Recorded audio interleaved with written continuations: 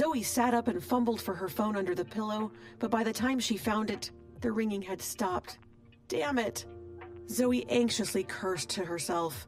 She swiped through the missed call log. Her fingers were still trembling as they landed on the screen. She had a call from an unknown number, but the call had come from a Mexico City area code. Blaine had called. Zoey quickly called back and anxiously waited for him to pick up. Zoey let out a breath she didn't know she'd been holding in a frustrated puff when the cold, mechanical voice answered the phone. Sorry, the number you dialed is temporarily out of service. Please hang up and try again later. Beep, beep, beep. Zoey slammed her hand down on the pillow. No, no, no! She couldn't have missed Blaine's call. She quickly hung up the phone and dialed again. This time the phone rang and rang, but no one picked up. Zoey was about to hang up in despair when suddenly a deep, magnetic voice filled her ears. It's me. All of Zoey's anxiety disappeared at the sound of Blaine's voice. All that was left was the pain and emotion that had settled in her heart. I thought you weren't going to answer the phone. Zoey's voice cracked as she held back her sobs of relief. I left, but then I came back, Blaine told her. After I called and you didn't pick up, I figured you had gone to bed, and I didn't want to wake you. But after I started walking away, I decided to turn back, and then I heard the phone ringing. Blaine didn't tell Zoey that he had to walk several miles to a payphone to make his call, and he wanted to hear her voice before he returned to camp. I tried calling you, but it said your cell phone wasn't in service, Zoey softly said as she snuggled under the covers to talk to him, her relief palpable. After hearing his voice, her heart stopped racing, and she even found herself smiling. There's no cell service. All cell towers are down, and only emergency calls are routed through, Blaine explained. Zoey was surprised. How did you call me without a signal? She asked. Blaine chuckled softly. Of course, I have my ways. Zoey couldn't help but laugh too before asking him, how are things going there? Not good. Blaine answered her without thinking.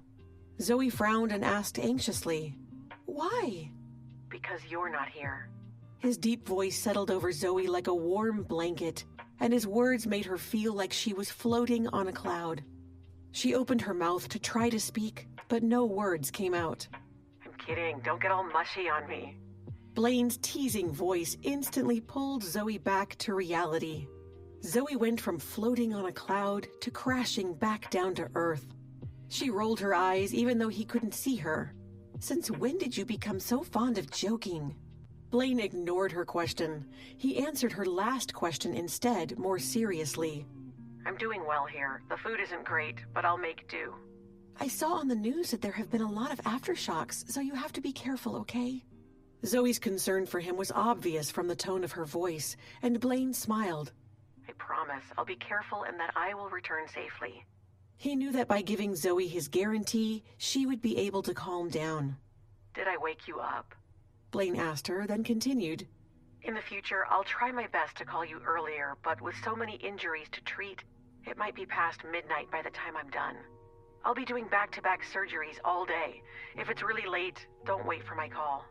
Blaine knew how hard Zoey worked and wanted to ensure she got enough sleep versus staying up late waiting for his call. Zoey smiled that Blaine was worried about her while in a disaster zone. Her heart felt warm and a bit giddy.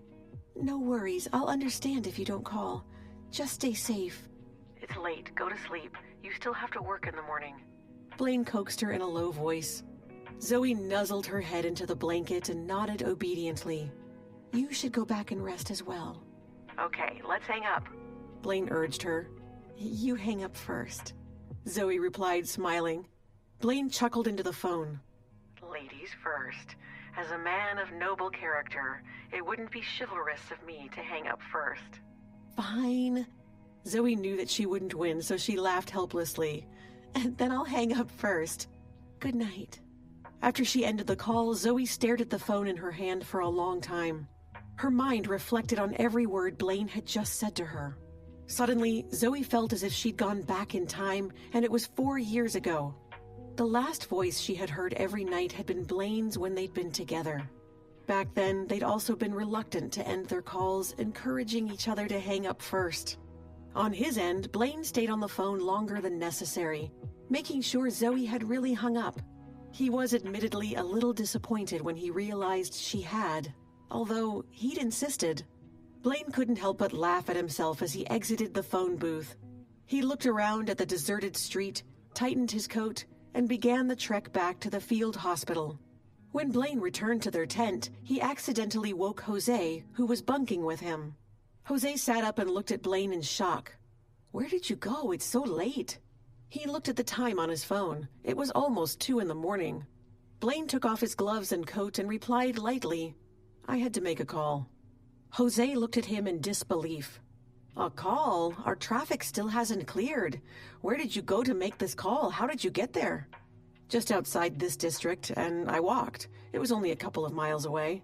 Blaine replied blandly, obviously unwilling to share the details of his trip with Jose. "A couple of miles? Seriously? Dude, it's pitch black outside with rubble everywhere, and you were in surgery for hours." Jose sat up and watched Blaine as he took off his boots and then used his canteen to wet a towel and wash his face. Jose smiled knowingly.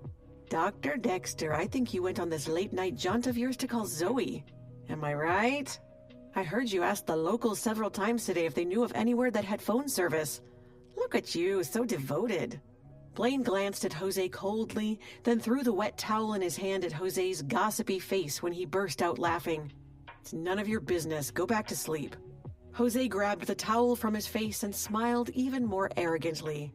"Oh, now I know I'm right. Come on, admit it. You've got it bad for that woman. It's so obvious." But Blaine just got into his sleeping bag, turned off the lantern, and ignored the still laughing Jose. Hi, Zoey here. If you are wondering what happens next, then download the Pocket FM app and listen to the exciting episodes of Rekindled Heartache now.